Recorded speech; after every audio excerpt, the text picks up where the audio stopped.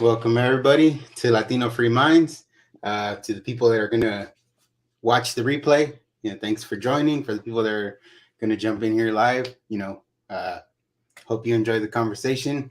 We have Christian with us today.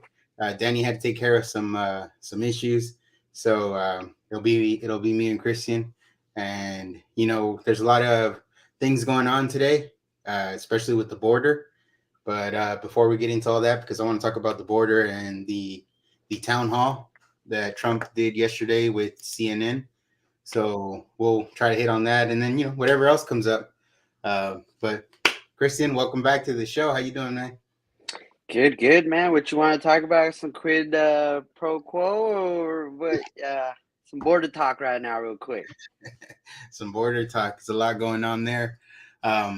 So a lot of the talk so far, kind of that you've seen, I don't know if you've seen it out there, like on social media, has been people talking about, Title 42, how that's ending today.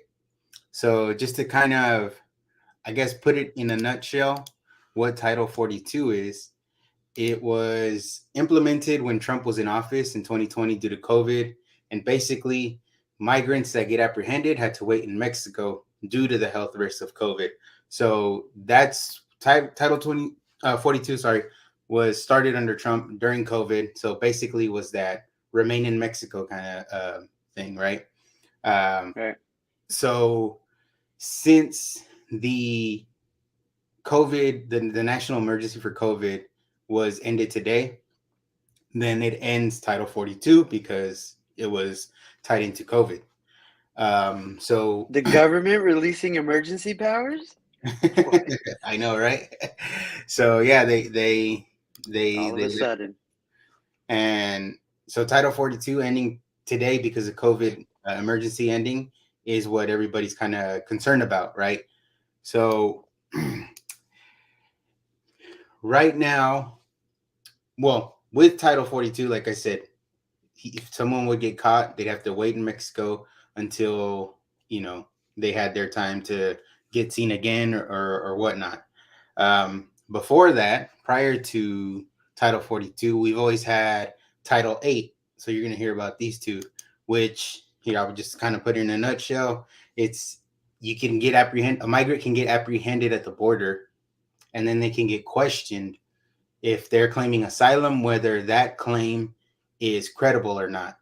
So if they think it's credible, basically, the person's allowed to stay. They get a date to see, whenever they're going to see a judge or whatnot, and basically they're in the country. If it wasn't credible, then that person gets deported. So Title 8 has been in place for a while, but Title 42 made it so that if they got apprehended, they have to wait in Mexico. And Title 8 allows, if they have a credible asylum claim, allows them to stay here. So that's the difference, right? And those are probably the two that you'll hear about the most. Um, so again, so with that being said, everybody's worried that Title 42 goes away, and now all the migrants that are there waiting in Mexico for them to come now can, in a sense, not to sound dramatic, but rush the border, right? Because now there's no waiting period.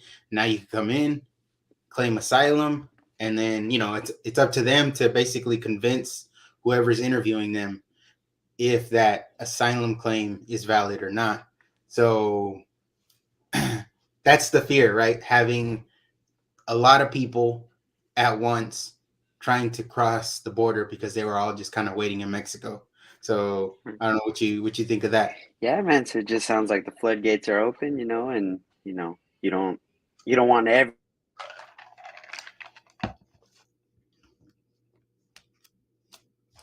I think you cut off real quick.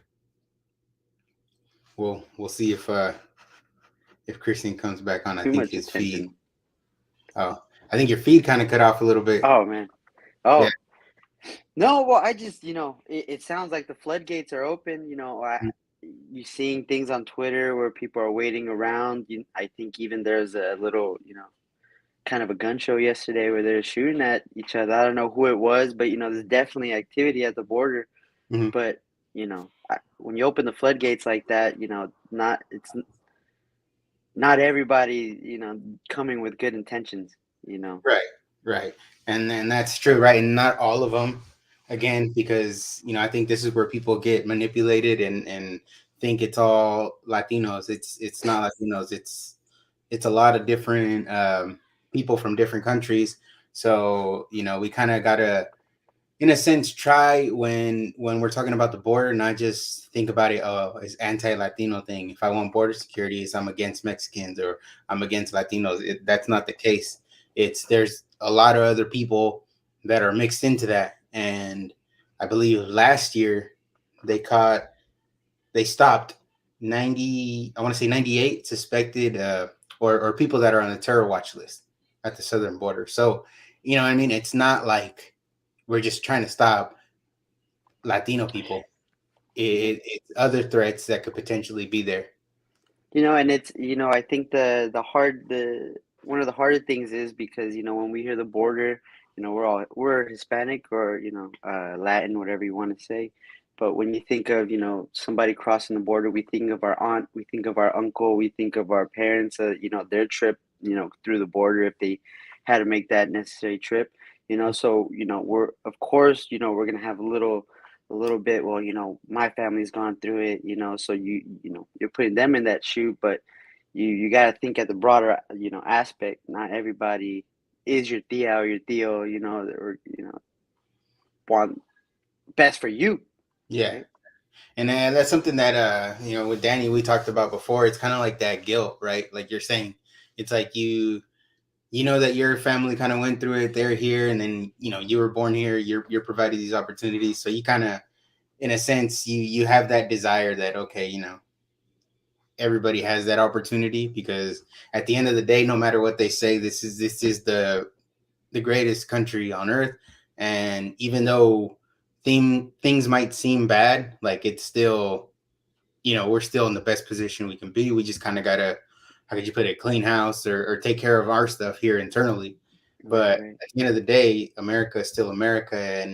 And even if Number one. yeah, even if some Americans don't believe in the American dream, there's a reason why a lot of these people are coming here, because it's Yeah. real. So Yeah. You've got the luxury to say that you don't like the United States of America. You could right. be an immigrant that came from a communist country and came from bad or the slums or North Korea, come to the United States and still say, "Hey, this is bad too," So, and you're not going to get prosecuted. Nobody's going to come after you with a whip or anything, So I do think we take that for granted, just freedom of speech and all these other little freedoms that we have in certain states and but all in all, there's nothing to complain about. We all know people that come from the struggle. We all know people that, and they come here for a better start. But there's a way. Yeah, and it's funny right now. You said that. Oh man, I'm going blank. But you said whip, and that was a big controversy with the border, right? As far as the border patrol whipping Oh, they're people. using the reins, right? But It's optics. that's the media manipulation, right? We told you. I think we had, when we had Art del Cueto on, he said, he's like, yeah, no, that was pretty much fake news, right? It wasn't true, and where they were just using those optics as manipulation. So I'm gonna play you this clip just so you guys can see, or you can hear how the media responds to something, right? And how they use their feelings, their whatever it is that they have to manipulate people. So you just check this out. Listen to this. Southern border is not just Mexicans, it is Haitians, it's Africans, as we've seen, particularly with that issue with the Haitians being whipped with the reins or the horses. But what is there? Well, let me just correct you right there, because actually the investigation concluded that the whipping did not occur. I'm sorry, I saw it differently. They were whipped with something from the horse, reins from a horse. Maybe the video or the picture was fixed, but what I saw was totally different. I'm sorry. Yeah, I'm going to leave you as corrected. What happens? So you see, so the guy's telling her, we did the investigation, and it turns out nobody was whipped with horse reins. And what does the journalist or that media person says? He says, "I'm sorry, I saw something different." So, at the end of the day, the truth can come out after time, and if they don't want to buy it, they're not going to buy it. And if they don't, well, that's the media source, right? They're going to put out the story they want to put out.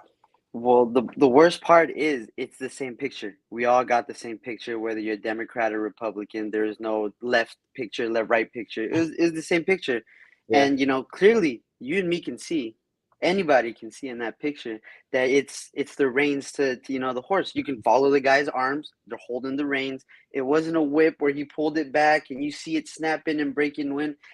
So it's just that propaganda arm because there was enough people screaming saying it's a whip, it's a whip, it's a whip, that people that had the picture in front of them and they can clearly see, but there's enough people yelling it's a whip. Mm-hmm. Yeah. They're gonna yell it's a whip, right?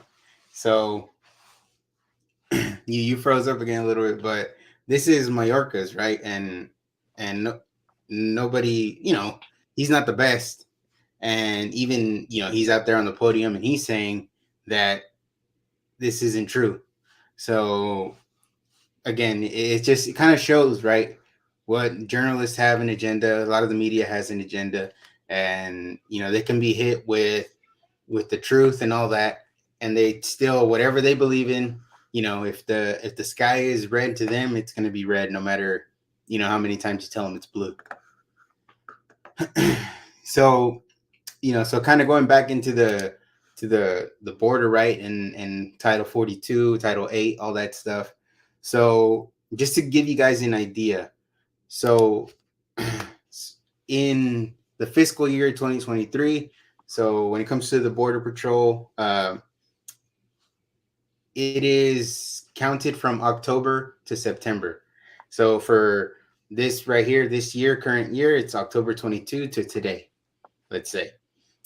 So in that time frame, which is October, November, December, January, February, March, April, May, like about 8 months, um, they've had over 1 million encounters at the southern border, right?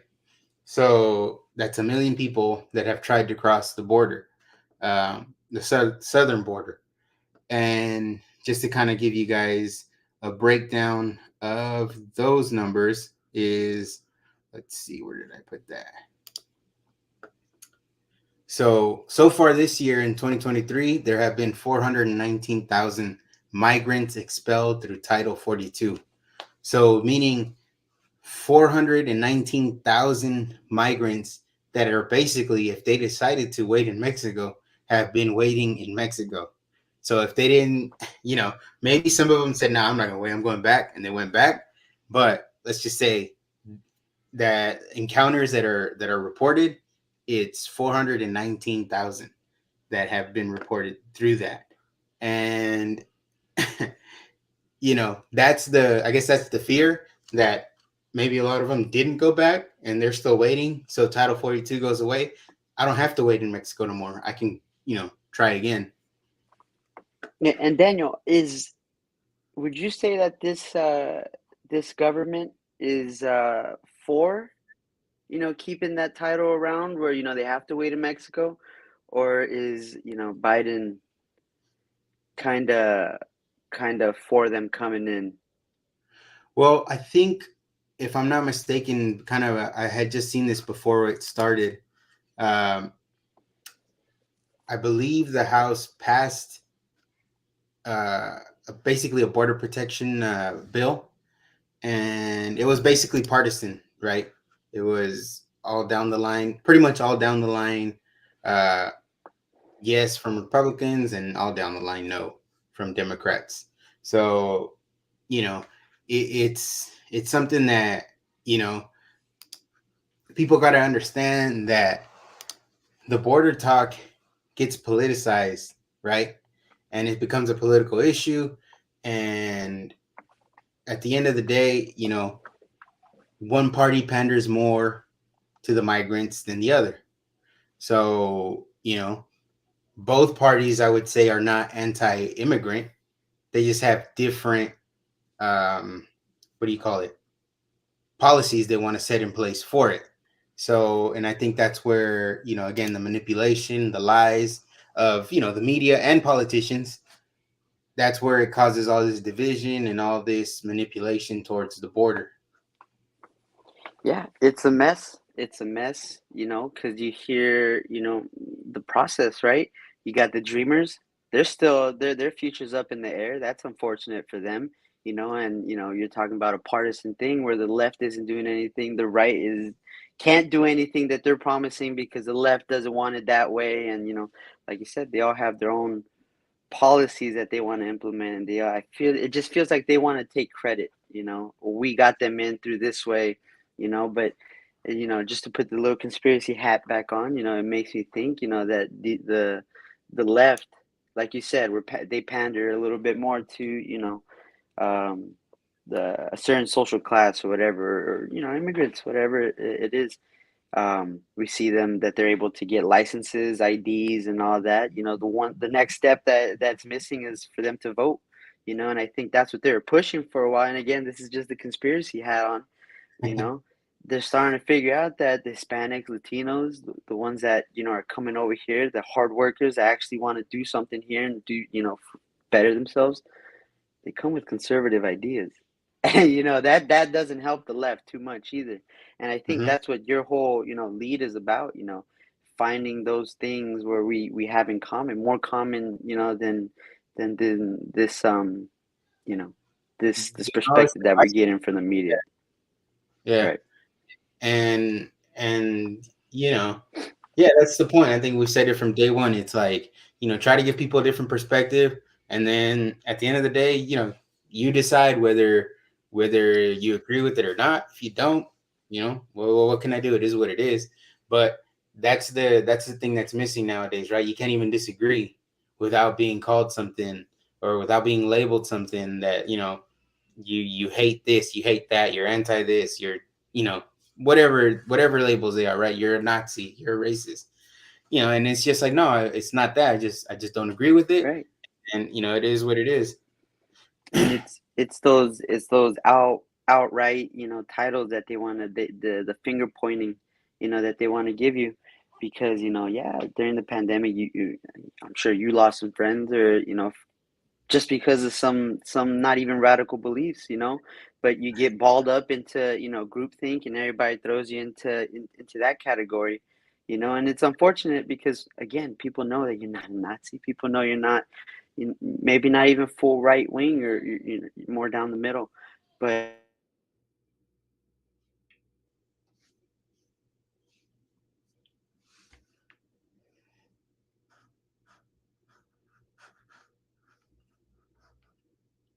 I think I lost you again. Hold on, let me see. It's ah, refreshing. man, Maybe it's the Wi-Fi or something. yeah, it's got to be something. Everybody active, all my gigabytes used. Get them off. If they're not watching, get them Yeah, off. I'm taking.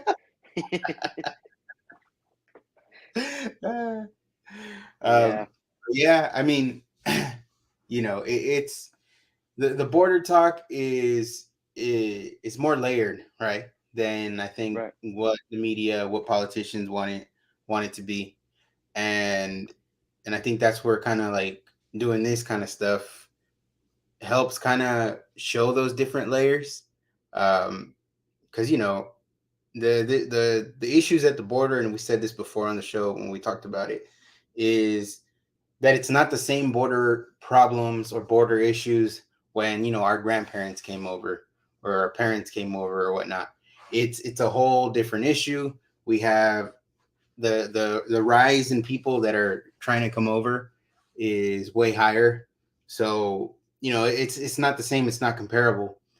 And there's also a bunch of other layers which nowadays they'll talk about the border patrol as a negative thing. And when we had Art Del Cueto on, he was talking about how it's one of the biggest humanitarian groups, and I agree with that.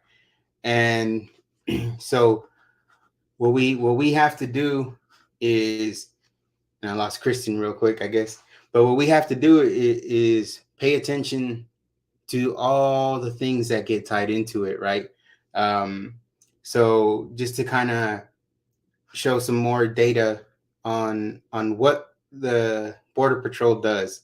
So the most recent numbers that the Border Patrol has, as far as people they've run into that have either they found dead or they rescued from dying, basically, uh, in year 2021 is the last year that they have. It was 3,991 people. So that's combined in 2021 that either they found dead or they rescued from dying. Um, so that's a big number, right? It's 3,991 people that probably shouldn't have been going through what they were going through. And then just to kind of break down those numbers, we have 568 people that they found dead for whatever reason: dehydration, heat exhaustion, whatever. They have different reasons that they listed. So 568 people were found dead, and they rescued 3,423 people. So that's 3,423 people that could have died. And because the Border Patrol is out there patrolling, watching, looking, they're able to save 85% of the people, close to 86% of the people that would have died if no one showed up. So there's a good side to this, good side to the Border Patrol that doesn't get highlighted. And we got to make sure that we pay attention to all these things, and not just the negative that you see about the Border Patrol. So I don't know how much of that you caught. I kind of saw you went away, so I kind of just kept going. But basically, just to sum it up for you real quick, is I was talking about the numbers that they have, the most recent numbers for deaths and rescues combined that the Border Patrol found, because the Border Patrol gets a lot of negative, what do you call it, publicity, right? So combined, people they've rescued or found dead is 3,991. And this is the breakdown of that. So 568 people they found dead, 3,423 that they rescued. So people that could have died but didn't because someone showed up. So this is the data, and we need to, how could I put it, highlight this data because it's important. It's important for people to see the positive that the Border Patrol contributes to in what they do.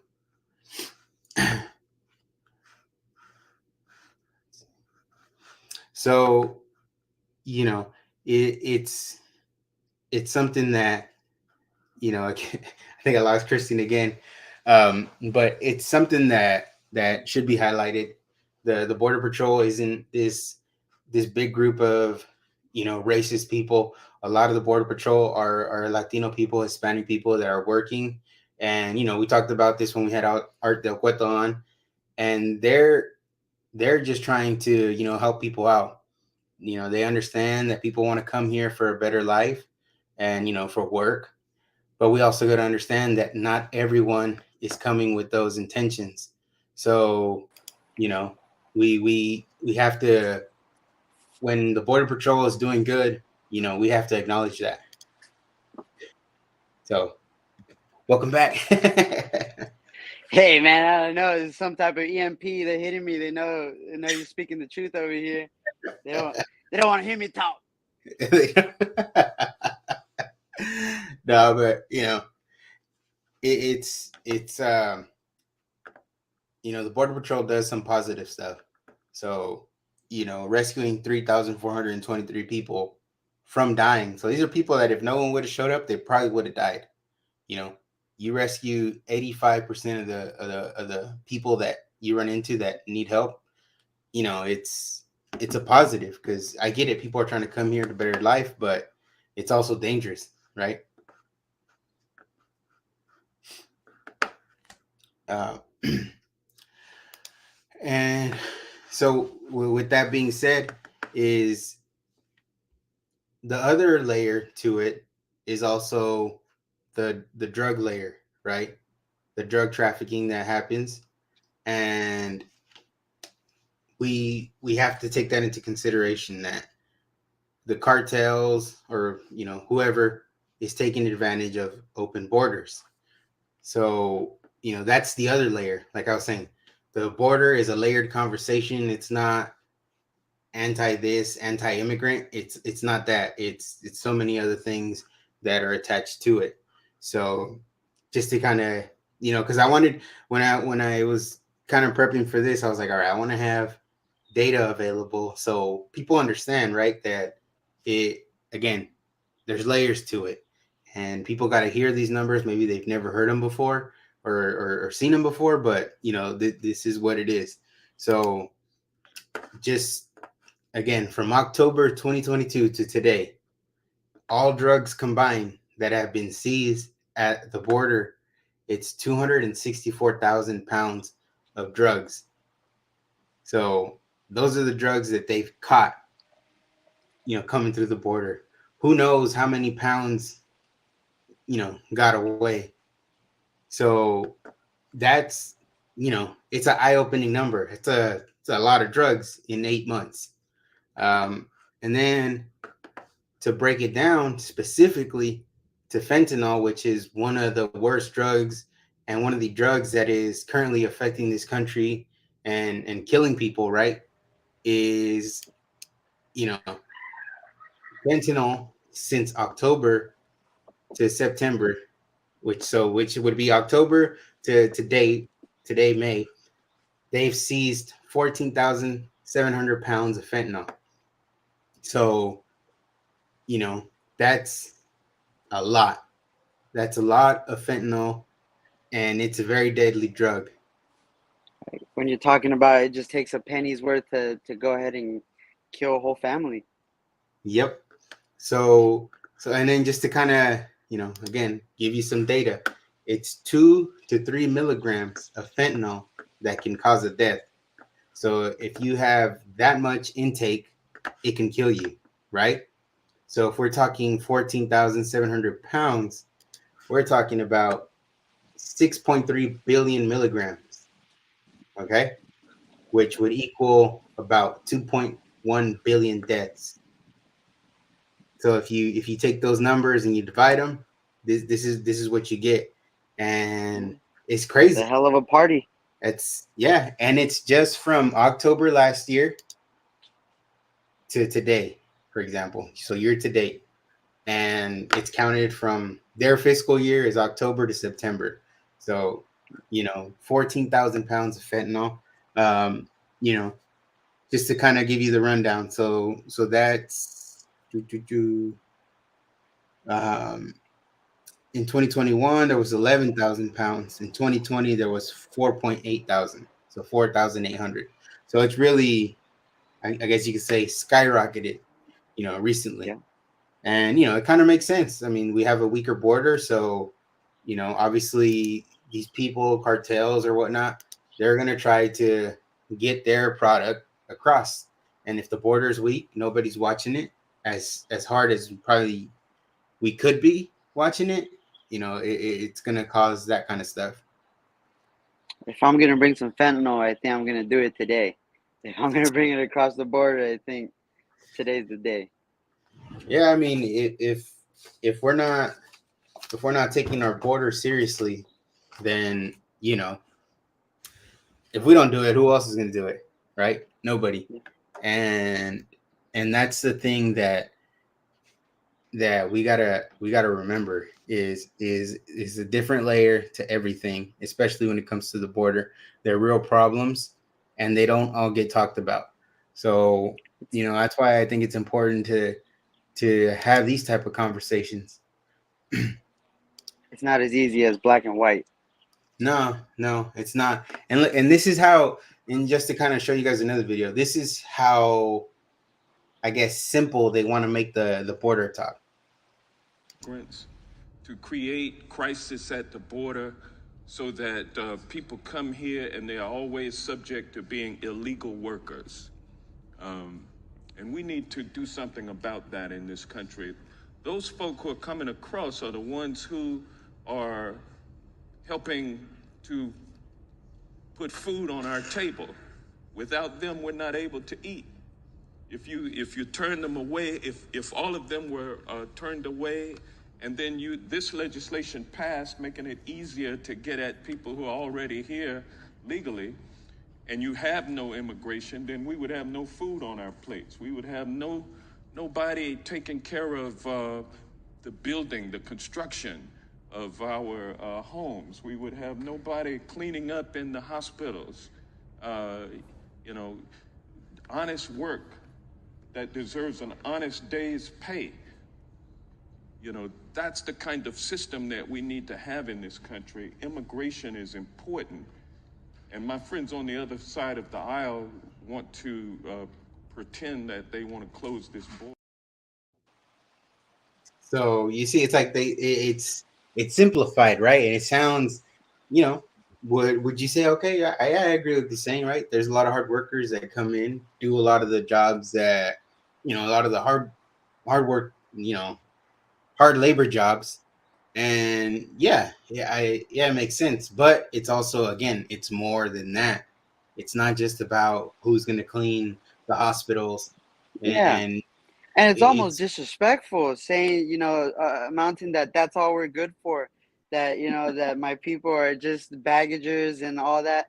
My girlfriend used to work at, shout out Betsy. She used to work at Kohl's, and you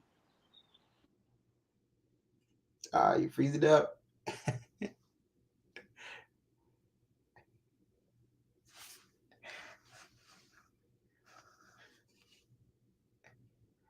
Let's see if it comes back on. I don't know, Yeah. damn, forgot to run this one back. But and if I can spit it out, my girlfriend Betsy, she used to work at a Kohl's, and there's other cashier ladies, and while Betsy was going to school, she would show up with her homework, and these ladies, working at Kohl's, they're like, "Oh, that's easy math work. I'll do it for you." They're engineers, in their countries. They were, doctors in their countries, in Turkey or wherever they were from, and here they're working at behind the cashier, so it's again, and like you said, they're hardworking people, some of these immigrants, some of them, right? Yeah. I was at Home Depot today and I'm seeing a guy standing on corner is his battle every day, waiting, hoping somebody passes by and trust him enough to do some work around his house, and what separates me from that guy? Not much. I don't have a degree. I could just speak English pretty good. I can, and maybe literacy. That's pretty much it. What I have on him, So yeah, man. So it's more. It's more than just we're baggagers and stuff. But I get it. I get it. It's I not think just. yeah, I It's think not that's one what. person. Yeah, yeah, exactly. And the They border, want the silhouette where we all fit through, and it's like, yeah, exactly. I think that and I think this is that something that Trump was kind of trying to say too is like when it comes to border and immigrants, we should base it off of merit, right? What are they bringing to the table? Um, people like that, right? That if they're doctors from their country, we should take that into consideration, and I don't know if it's some sort of exam or test they got to pass out here where they kind of prove, okay, they got the skills. Like, if they're a doctor in their country, they come here, you know, you would imagine that they're able to also, we're humans, right? They're yeah. treating other humans as well. So you would But imagine they're able to do that here. we we've got it so reversed here where the welfare system kind of praises you, right? If you're down and out, they want to keep you there, and if you stay below 30,000 or 25,000, 10, 15,000, we'll help you out even more, right? And I feel like in Mexico, I've heard the story where our grandpa, a lot of people didn't like our grandpa because he had some land in Mexico, and they would say, well, why does the government give you, fertilizer? Why does the government give you seeds? Why do they give you all this? He says, because I'm a landowner. Mm. I own the land. I'm gonna do something with it. You don't have land. Why would the government give you fertilizer? Right?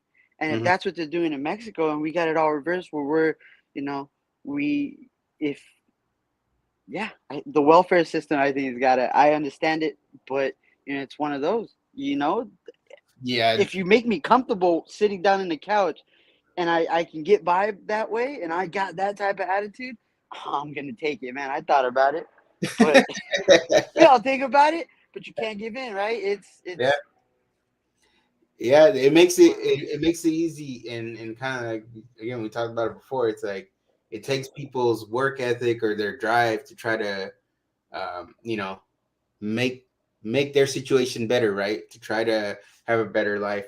Um, it tears that apart, right? It takes that away from people. And yeah, I think the welfare system, it has its, how could you put it? It has its positives, but obviously, we're all, we're alive. We see it when we're out at the store and stuff like that. There's people that are taking advantage of it, right? Yeah, Said yeah. if you can get by and you don't have to lift a finger, and like you said, and you got that kind of attitude where it's like, hey, cool, I don't got to do anything, then you're not gonna do anything.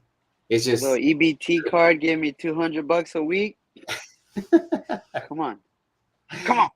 and then and more, they take those everywhere now. It used to be just grocery stores. Now you can pretty much spend on anything.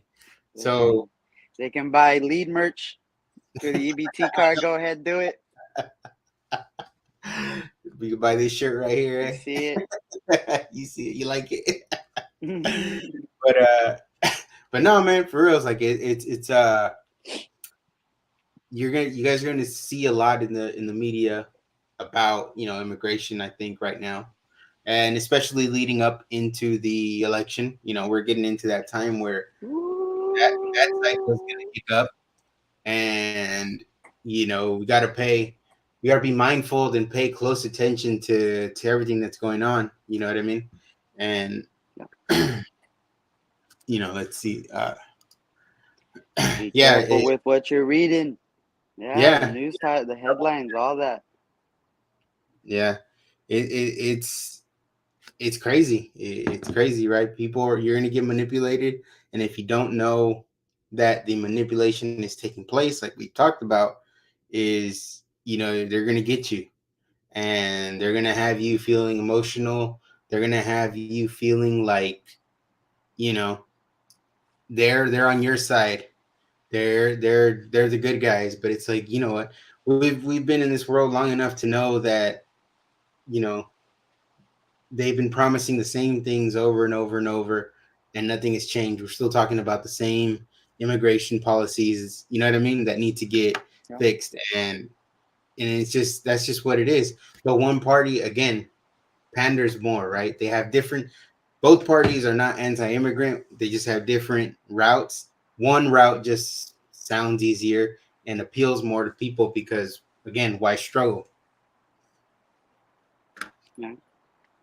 So I mean, I think that you know the border patrol, what they're doing, and having a good, how could you put it, system in place when it comes to the border is very important, because like I said, now you have the fear of getting thousands of people coming, trying to come in at once. If you let everybody in, and then you lose track of everybody, right? And there's gonna be some people in there that have bad intentions, and that's just true. That's just, I don't know if you want to call it basic science, basic math. There's gonna be some people that cross the border that don't have good intentions. All those people crossing the border aren't perfect, aren't saints. There's gonna be some bad ones, and we have to not be too prideful to where we can't even admit that. I think that's Right. where a lot of people fell for that whole Trump thing when he first ran, was people were too prideful to admit the fact that, yeah, there are rapists, there are drug dealers, there are murderers, and yeah, some of them are going to try to come up here and some of them are going to try to get in, and then at the end of the day they're going to do what they do. Right. All right. So I came here to talk a little some border talk. But what do you know about my boy Hunter? What do we know about Burisma? Some quid pro quo. What happened between 2012 and 2019? Well, that's the let's see, the I think the oversight committee just did what they do, like an investigation, or they were doing their investigation on the Biden family, right? And I believe nine of them or so have been paid by foreign, according to what they found, have been paid by foreign countries basically for no services, just kind of, you know, I guess for being a Biden. Well, I saw I got my hands on some files, but I was seeing that it was around. I think it started in 2014. It was saying that in 2014, some London banks. There's the oligarch that owned Burisma, part of the Soviet Union, and all of that. Forgot his Mhm. name, but some London banks seized over $23 million that he owned. Again, he's coming from the Soviet Union. This is old money. All right. 2014 of April, 2014 of May, Hunter Biden is on the board of Burisma. Mm. So it's one of those, so it's ooh. It's that double standard, man. If again, if this would have been Trump's family, Trump's son, Don Jr., Eric, you know, they would have been locked up already, if not, at least charged. It would have been all over the place. So this is kind of like the breakdown of what the oversight committee announced. So pretty much, Biden family members and business associates created a web of over 20 companies. Most were LLC, limited liability companies, formed after Joe Biden became vice president. So the Biden family received millions of dollars from foreign sources. So bank records show the Biden family, their business associates, and their companies received over 10 million from foreign nationals and their related companies. The committee has identified payments to Biden family members from foreign companies while he served as vice president and after he left public office. So, and I believe they were saying that these are like shell companies, so they don't even Yeah.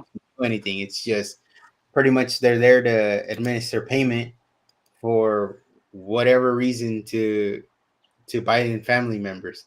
So, if that's something where, if they're finding all this, I would hope that the Department of Justice is doing their part and looking into these, right? So they can, in a nonpartisan manner, because if we have a politician that's, getting paid by foreign countries, right, and his family members getting paid, you would have to imagine that he's doing something against our interest to benefit himself, Right. right?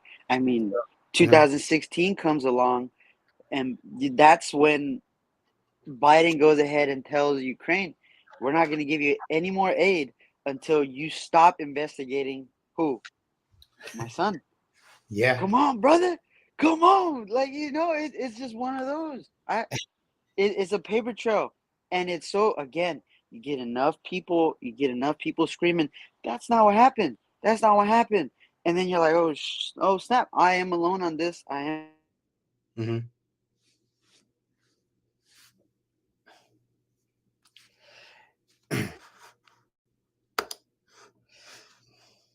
Yeah, it makes you wonder if you're, crazy. It makes you wonder, am I Yeah. alone? Come Am on, I alone man. on Come this? on, This man. Come on, man. Come on, get man. out the pool. But, well, we'll see what comes of that. I think it's interesting, obviously, he is the president, so they're probably going to try to keep it as quiet as possible. Again, they become partisan, so it's hard to Yeah. believe that they would even go after him hard, right? Or like they should, No, not even and hard, Daniel, they should. not as hard as it should, but Daniel, and if we go back, you know, Hunter was on the board in 2014. In 2015, the White House starts expressing their feelings about an ex-president's son or a sitting president's son being they're talking about it. And Yeah. why? It was in the middle of the elections. It was Hillary's trying to destroy Biden and the Obamas or whatever. She was running for president, right? So Yeah. that's how quick the White House was to, yeah, it is kind of weird. Forward a little bit to 2019, we're talking 2015 to 2019. Now Mhm. the laptop, now him sitting on the is Russian disinformation. Yeah. And All of a sudden, even that was like those 51 people that or intel personnel that signed that it was disinformation. I think even those were like recruited by the Bidens. So, which is like, okay, it's crazy, man. The standard, it sucks because it's only there on one side, and they're getting away with it now. But I think like Danny has said in the past few episodes is with time the truth will come out. So you know all these lies, these cover-ups that they've done, um you know the intel committee that signed all that just to kind of fool people into thinking that it was Russian interference, that laptop, it'll come out, and it has come out that yeah, they were practically recruited by the Bidens to go against. nepotism, Daniel. It's nepotism. It's all for their own gain. You got the job because you knew the Bidens. People getting in trouble for saying they know Biden. You know, Yeah. that Archer guy that did time for saying that he knew the Bidens. So again, another colleague of Hunter Biden, right? He's hanging around with all these shady characters, but we can't. No arrows point to him, even though Mhm. there's a paper trail. So it's like, the way I see it is nepotism. Yeah. Nepotism. He Yeah. doesn't know anything about oil and gets himself onto the board of like the only energy company in Ukraine, the only energy company that has licensing. After an oligarch the owner gets 23 million wiped. Come on, Yeah. man. Yeah. And the main investigator gets silenced. you Yeah, know so yeah. hey, well, we'll see it'll all come out. It's coming out little by little, and we'll see at the end how it all plays out. But were you able to catch the town hall yesterday? Just the good parts, Just the highlights on just the social. highlights. No, I watched. I think I probably started watching halfway through it because I didn't know. Well, I knew it was on, but like I had forgot it was on, and I don't watch CNN, so it's not like I'm up to date with their programming, right? And it's kind of those things like, oh, right, he went on CNN. But hey, they Well, need. shout out to CNN for inviting the dude, man. Either you need those clicks or something, man. But if we want to talk about freedom of speech, that's what it's there for. There's other people on Twitter mad that CNN was having him over. Yeah, But hey, man, it all goes back to the discussion where don't just dismiss me, critique me. Talk to me, and then I'll critique back. But once you start, but you and it's all if you get emotional. I don't want to talk to you while you're emotional. I want the hard facts. so yeah, I'm gonna show like about 3 or 4 clips from that town hall just so you could kind of get the vibe of it. I think he Lay did it on okay. I think he did okay overall because it is CNN, and obviously CNN Daniel, that you're these people are gonna act like they didn't miss this. Like they did, like this isn't what we've been missing in this doomsday. Bring that it was back. probably their highest ratings in a minute. Yeah, Um, they need Trump in office so they can they're keep. gonna bring cable back. So here's like I'll kind of show a few and then just kind of so you kind of get a vibe of how it went. race. If you are the Republican nominee and you are in that 2024 race, will you commit tonight to accepting the results of the 2024 election? Yeah, if I think it's an honest election, absolutely, I would. Will you commit to accepting the results of the election regardless of the outcome? Do you want me to answer it again? If I think it's an honest election, I would be honored to. And right now, we are so far ahead of both Democrat and Republican. And you know what? If I don't win, this country is going to be in big trouble. It's so sad to see what's happening. But no commitment there on the accepting the results regardless of the outcome. If it's an honest election, correct, I will. Okay, so not committing to accepting the 2024 election results or acknowledging what happened in 2020. Go ahead. President Trump, I want to thank you for... So you kind Why are of, they standing? First of all, why are they standing? I don't know. I think that was the last segment, so they were standing. Oh, okay. That was towards the end. But you kind of see that vibe, right? Like it wasn't just like, okay, I'm asking you this question. He gave his answer, which I mean, you know, he's telling you if it's an honest election, it's like, yeah, I'll accept the results, right? And I think it's because, you know, it's for the mainstream media, it's a foregone conclusion. The 2020 election was perfect. Nothing to see there. You know what I mean? And that's the angle they're taking. I think he's not your average politician. He's not a politician at all, you know. So they want him to give these politician answers where he's beating around the bush and dancing around the, you know, because obviously, you know, there's some people that don't think it was rigged. You know, they hate even hearing about it anymore.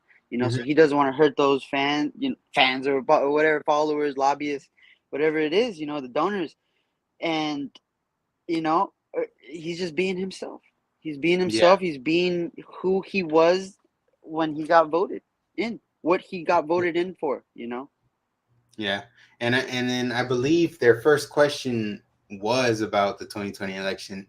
So then they had I'm kind of going to jump ahead, but they had like a group after that, you know, CNN had that, you know, they watched the what do you call it? The town hall and kind of had him react. So just so you could kind of see, again, the media, CNN had an agenda. So just kind of check this out right here.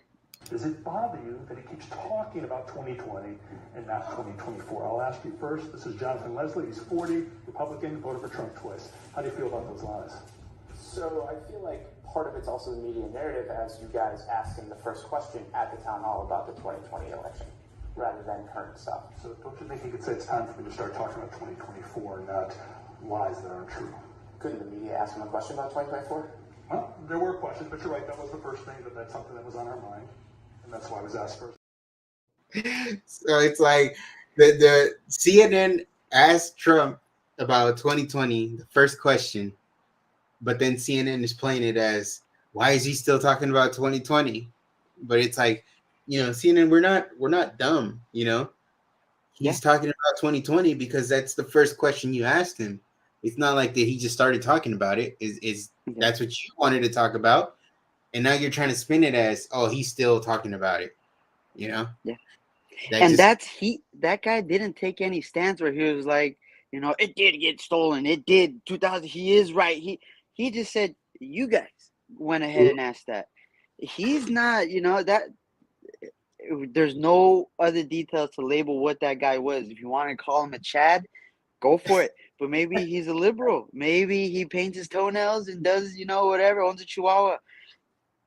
I don't know what liberals do, but, you know, it'd be unfair to label him that way. I think that's just an observation that we can all put together. Again, going back to that one picture of the Border Patrol guy on the horse that, you know, they confused it with a whip. Mm-hmm. It's optics. It's optics. If you get enough people yelling loud enough over you, this is what it was, then, you know, you're gonna be that weirdo or just quiet down, just disappear into that bush. So or you stand in what you're saying, right? And that kind of, it's funny because executed. And then this is the third clip is literally exactly that. So it's people saying one thing, but there's one person that's like, nah, man. No. Exactly. So check this out. But it's exactly what you just described right now. But a couple of things. First of all, town halls are for the voters, not for the press. not for the person who's the moderator. Caitlin spent more time interjecting her own viewpoints or her own views on the situation. Excuse me, those were actually facts, though. Now, hold on. Are you guys not going to interject your views on me, or do I get a chance to speak now? If you're speaking falsely, those were facts. The town hall is for the president to speak to the voters of New Hampshire, not for this back and forth with media. That's number one. Hold on. That's number one. Number two, with respect to Ukraine, I totally disagree. He did not say he was just going to give over Ukraine the way you intimate, Van. He did not say that. He didn't say what he said he did not say that he would stand for a victory. What he said is that he would actually look for a solution to end it quickly. He put 24 hours on it, but let's be very clear. What Joe Biden has done has been a disaster, because initially with Ukraine, Joe Biden wanted to give Vladimir Zelensky a ride out of Dodge. He wanted to give him a plane ride, and it wasn't until people in Moscow, in Ukraine, here in the United States said this invasion is wrong that Joe Biden reversed course. Do you want a victory in Ukraine? Do you want a victory in Ukraine? I'm just trying to respond to everything that's been coming up on the table. Last thing, let me say this. We spent 22, 23 minutes talking about January 6th. We could have been talking about a whole lot of other issues instead of doing that for the first half hour or so. But let me be very clear. What was said in this town hall about National Guard troops that were authorized by Caitlin was wrong. I'm on the Oversight Committee. I was in 2 hearings on January 6th. It was testified in oversight that Donald Trump authorized National Guard troops on January 4. He followed up in the call with then acting Secretary of Defense on January 5, trying to see where the deployment was on those troops. That is testimony in the Oversight Committee. Everybody testified in Oversight Committee when Nancy Pelosi was Speaker of the House, except one organization, and that was the Capitol Police. Did you read the because Secretary Nancy of Pelosi Defense's would book? not allow that. I'm telling you what was testified to in the Oversight Committee under oath. Let me just See, there you go. Yeah, it's a tactic. That's a key point, though. It's like we're talking about things that were testified under oath, not just what was said randomly on CNN or Fox News or whatever. It's things that, if you're under oath, you got to tell the truth. And if you don't, there's a punishment for that, right? God's going to get you. Right, exactly. And if you're on CNN and you're not telling the truth, well, there's no repercussions for it, right? So how many of them apologize for the vaccine, for the pandemic, for the Hunter Biden laptop? None of them go back. No, and I mean, CNN had the whole purple dark looking counter for COVID deaths when COVID was going on, and they're using that to manipulate people into scaring people to make basically make Trump look like he didn't know how to handle the situation when it came to COVID, and then they just had all the deaths adding up. So it's like, yeah, they have their agenda. They're that's what they're good at. That's their job is to, you would have hoped their job is to just, tell the news as it is and let people decide. But they've gone so far from that where it's like, we're going to tell you what it is. And, you got to believe us, or else, again, they start to label you stuff. So, it's the media, and we just got to pay attention to it.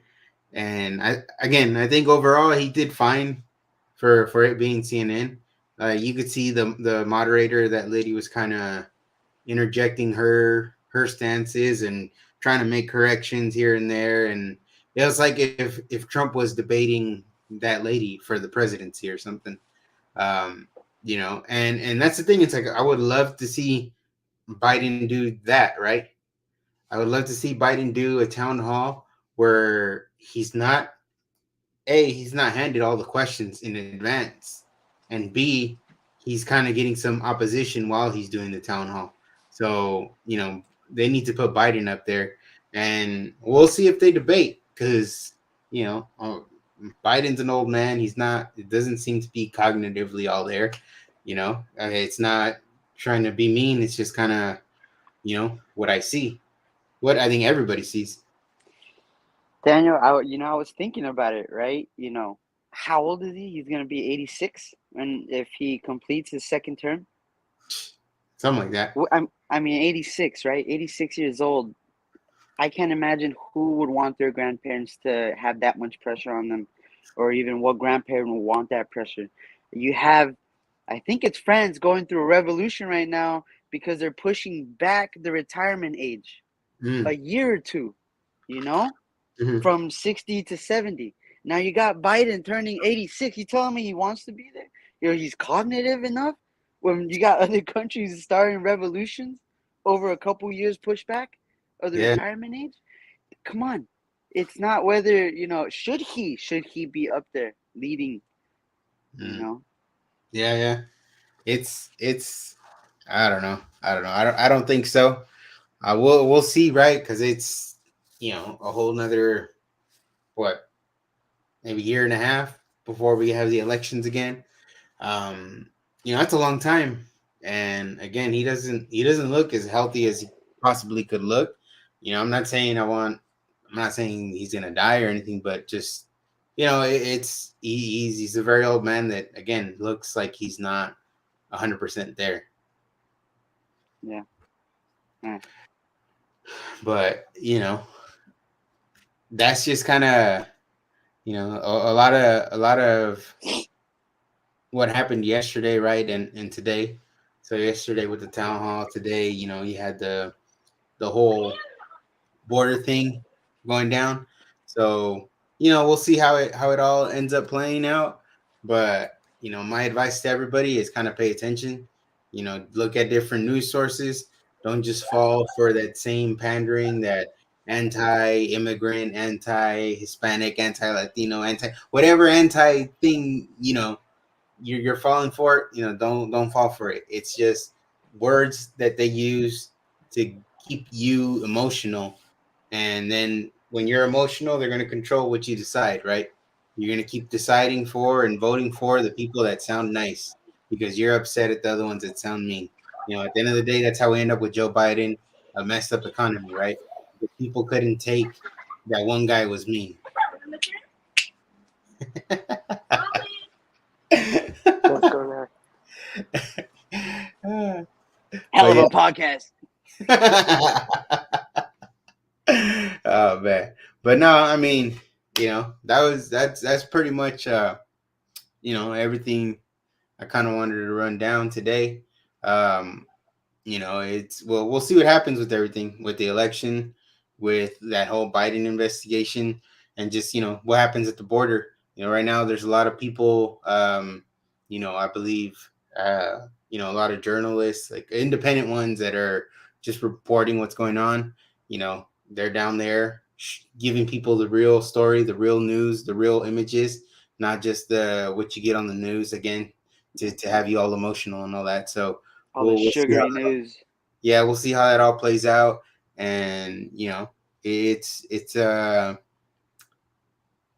interesting, how could you put it, story, not story, but just an interesting thing to see, you know, what's going to happen with all that, with all the people down there, and, you know, how just that'll all play out and how it'll affect the country, right? Because at the end of the day, you know, for a country to be strong, you got to have your borders, you got to protect them. And, you know, hopefully, you know, the people with good intentions that just kind of want to work, make a better life, hopefully they're able to make it in, you know. But, you know, again, do it the right way. And those people that don't have any good intentions, you know, hopefully they get weeded out, you know. But, well, we'll see what happens.